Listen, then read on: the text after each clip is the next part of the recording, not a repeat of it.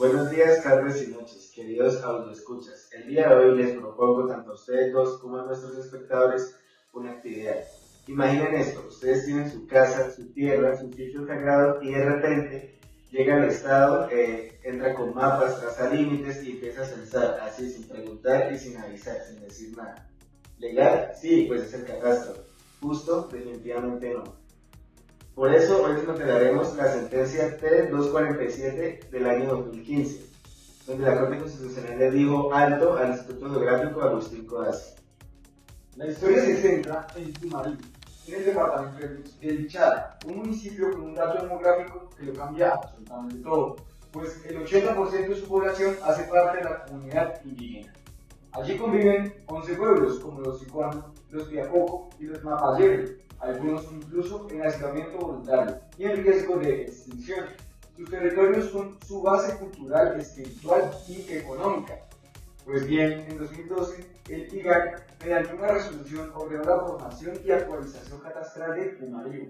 Funcionarios llegaron a la zona rural, casi el 100% del municipio, trazaron límites, levantaron información y, según la ONU, coordinaron todo con los colonos, más no con los indígenas.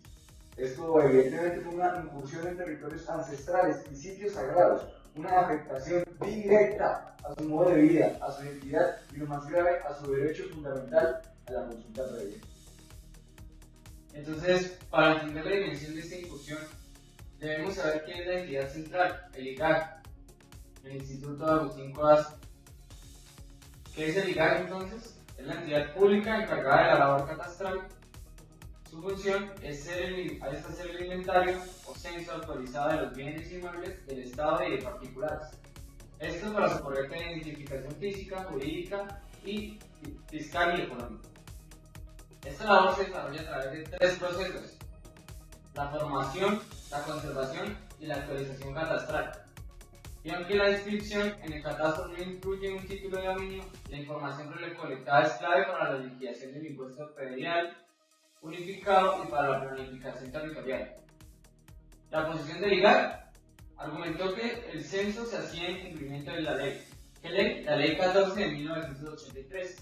Y que era un proceso de cobertura nacional y que la premisa era solo estábamos levantando información de manera técnica, no afectaba ningún derecho. Esto es lo que manifestó el IGAC. Entonces, la posición del Ministerio Interior admitió que el IGAC no solicitó certificación de presencia de comunidades étnicas. Argumentó que el catastro buscaba la seguridad jurídica y que las actividades no causaron ninguna afectación. El conflicto era claro, un acto administrativo general, el catastro en este caso, versus un derecho fundamental, el derecho a la consulta previa.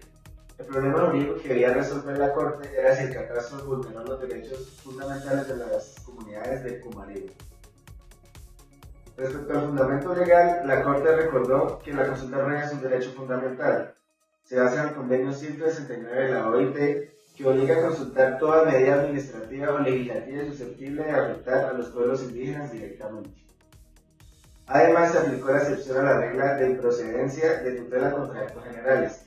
La Corte encontró un perjuicio irremediable. ¿Por qué? Porque usar esa información recopilada de manera viciada ponía en riesgo continuo los derechos de estos pueblos. Aquí mismo está el corazón de la sentencia T-247.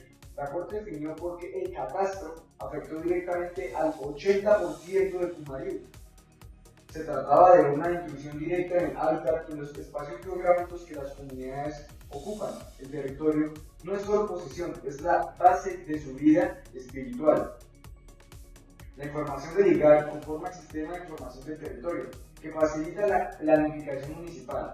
Si el catastro está mal hecho, las decisiones futuras del ordenamiento territorial afectarán a una población mayoritaria del 80%, la cual no va a contar con su participación. Esto genera un riesgo de despojo y formalización de ilegalidad. La Corte fue enfática. El mayor riesgo es que esta información catastral pueda llevar a los órganos gubernamentales a considerar que territorios colectivos, inalienables e imprescriptibles son objeto de posesión legítima por los particulares, perpetuando un despojo histórico. Por lo tanto, se violó el principio de buena fe, pues no se le dio información precisa ni se buscó llegar a ningún acuerdo. Exacto, la Corte Constitucional revocó el fallo de segunda instancia y falló a favor de las comunidades, amparando los derechos a la consulta previa, el territorio, la identidad étnica y cultural.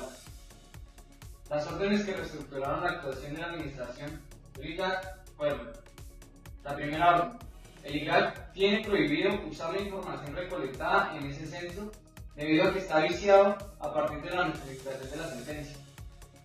La segunda orden es que se ordenó al IGAC y al Ministerio del Interior iniciar trámites de consulta previas siempre que se fuera a establecer comunicaciones con las comunidades indígenas.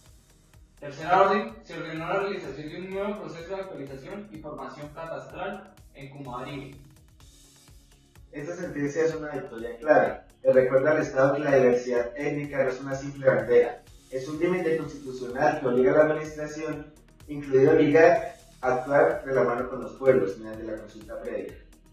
Actuaciones administrativas, incluso las que aparecen neutrales como el catastro, no pueden imponerse sin escuchar la voz de los pueblos, porque para las comunidades un mapa mal trazado no es solo un error fiscal, es una amenaza a su existencia misma.